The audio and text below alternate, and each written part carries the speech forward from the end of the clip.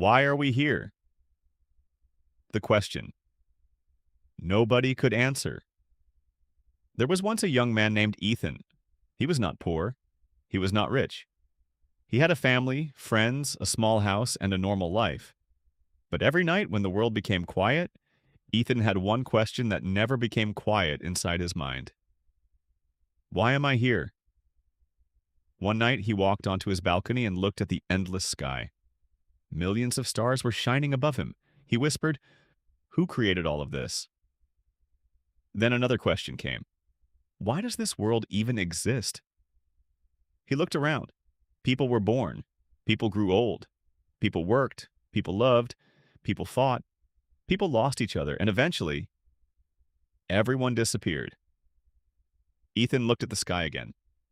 If God really exists, why can't I see him? He paused. Why is God somewhere above us? His voice became emotional. Why doesn't he just come down and stand beside us? That night, Ethan couldn't sleep. The first answer. The next morning, Ethan went to an old man who lived near his neighborhood. The old man was known for being wise. Ethan asked him, "Why are we born?" The old man smiled. "That's a question humans have been asking for thousands of years." Ethan asked, "Then what is the answer?" The old man replied, "I don't know." Ethan was surprised. "You don't know?" The old man laughed. "No one can give you an answer that you will completely believe." "Then how do I find the answer?" The old man pointed toward the road. "Live first, then ask again." Ethan didn't understand, but he left. The years passed. Ethan grew older. He found his first job. He fell in love. He made friends. He earned money. He bought things he once dreamed about. For a while, he forgot his question, but life eventually reminded him. One of his closest friends lost his father. Ethan stood beside his friend at the funeral. He saw the pain in his friend's eyes, and once again the question returned. Why do people have to lose the people they love? He looked toward the sky. God, if you are there, why don't you stop this? But there was no answer, only silence. The biggest failure. Years later, Ethan lost his job. His savings started disappearing. People who once called him every day stopped calling. He felt alone. One night, he sat on the floor of his room.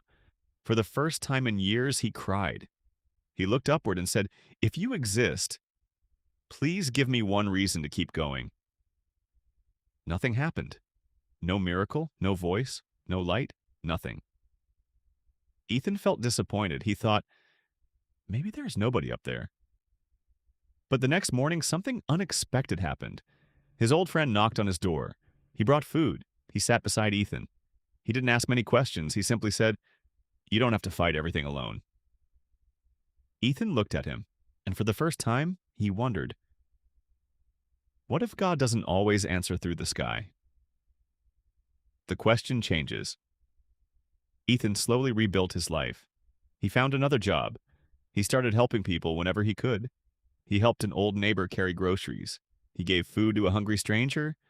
He helped a young boy with his studies. He spent more time with his parents. And something strange happened. Every time he helped someone, he felt a little less empty. Years passed. Ethan became an old man. One evening, he sat in the same place where he had asked his first question decades earlier. He looked at the sky. The stars were still there, but Ethan had changed. He smiled and whispered, "I think I finally understand." The answer? Ethan remembered the question he had asked when he was young. Why was I born? He realized maybe nobody was given the same answer. Some people find meaning through family, some through love, some through helping others, some through creating something, some through faith, and some spend their entire lives searching. Then Ethan looked at the sky again. Why does the world exist? He still didn't know. Why does God stay above us? He still couldn't prove the answer, but now he understood something deeper. Maybe God was never meant to be found like a person standing somewhere in the sky. Maybe faith means believing even when we cannot see. Maybe the purpose of life isn't to discover every answer. Maybe it's to live a life worthy of the questions. Ethan smiled. Then he whispered, "Maybe I spent my whole life looking above, when I should have been looking within." He looked at the people around him, his family, his friends, the stranger he had helped, the people who had helped him when he was broken. And suddenly he understood something. Life may not always explain why we are here, but we can choose what our existence means. Ending. That night, Ethan went to sleep peacefully. He still didn't know why the universe existed. He still couldn't see God. He still didn't have every answer, but for the first time, he wasn't afraid of the questions because he finally understood. We may spend our lives searching for the meaning of existence, but perhaps the meaning is not something we find. Perhaps it is something we create through the way we live. And maybe God was never as far away as we thought. Maybe we were simply too busy looking at the sky to notice the light that was already inside us.